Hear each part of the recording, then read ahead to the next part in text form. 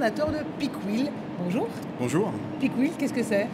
Peakwheel, c'est un transporteur électrique qui se conduit avec les pieds et on a les mains libres. Et effectivement, les mains libres pour qu'on puisse travailler avec les mains. Donc en fait, que je montre un petit peu à l'écran, je peux? Oui, alors, bien sûr. c'est ça, il y a des roues et il y a un siège. Exactement. Et donc ça roule et on a les mains libres. C'est ça? Dans quel genre de job? En fait, il est destiné aux métiers qui utilisent leurs mains quand ils travaillent et quand ils sont en déplacement. Et notamment tout ce qui est picking, préparation de commandes. Par exemple, tout ce qui est aussi travelling pour le cinéma, dans l'industrie cinématographique. Et ça, c'est des métiers qui utilisent les mains quand ils se déplacent. Et aujourd'hui, il n'y a pas de solution, si on veut, on ne voit pas de solution qui répond à ce besoin-là. Alors comment ça fonctionne? C'est qu'avec les pieds, c'est ça? C'est qu'avec les pieds. En fait, la particularité, c'est qu'on n'utilise que les pieds. On est en posture assis debout, c'est une posture de travail. On va fonctionner avec le même principe qu'on connaît déjà. Notre cerveau, il connaît comment conduire une voiture. Notre pied, on sait utiliser les voitures, on sait utiliser la conduite par les pieds dans une voiture. Et c'est des automatismes qu'on a. Donc le cerveau, il sait très bien les traiter. On va accélérer comme une voiture avec une pédale et on va diriger les pieds à l'endroit où on veut se diriger. Ça veut dire comme du ski. Et combinant les deux mouvements, ça rend la conduite intuitive. D'accord. Mais alors comment vous en avez eu l'idée? Vous aviez besoin d'utiliser vos mains et en fait, vous étiez père de famille. En fait, j'ai un parcours, je suis ingénieur en conception mécanique. D'accord. Et tout ce qui est nouvelles technologies, notamment la mobilité, les voitures et tout ça, donc c'est quelque chose qui m'attire. Et c'est à partir d'un constat en fait. Et le constat, c'est lequel? C'est quand on marche à pied, on sait très bien utiliser les mains. Donc nous tous, on utilise les mains quand on marche. Et dès lors qu'on va intégrer un véhicule ou un outil de transport classique, on va perdre la fonctionnalité des mains. Et on ne va même pas se poser la question, on ne se remet même pas en cause.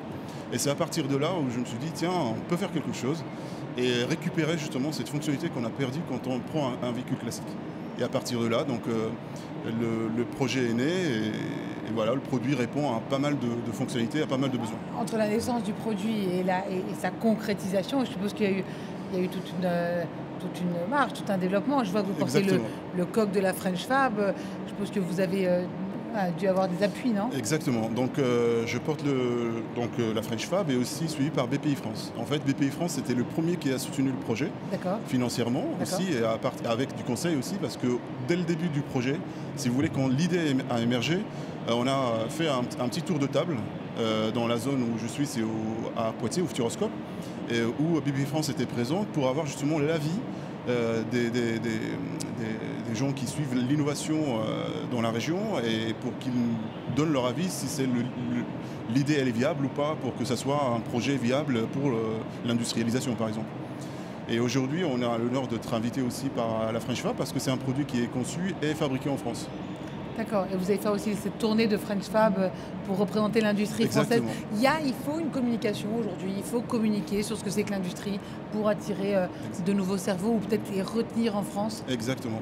Donc là, aujourd'hui, on porte le rôle d'ambassadeur de la French Fab. Ouais. Et notre rôle aussi, c'est de dire, voilà, il y a des choses qui se passent, on peut concevoir en France.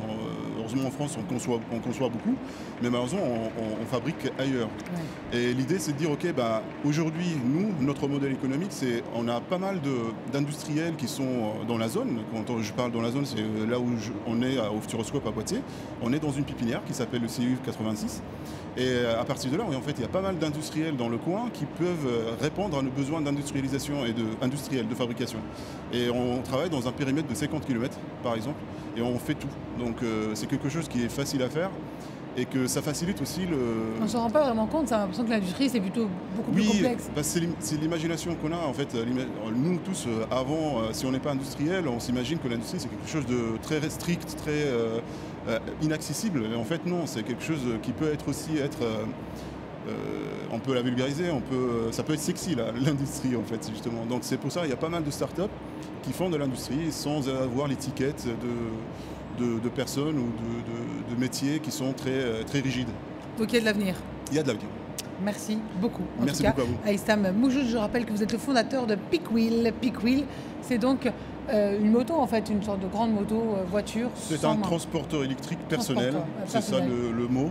Qui nous permet d'avoir les mains libres. Qui permet d'avoir les mains libres. Ça c'est important. Merci beaucoup en tout cas. Merci.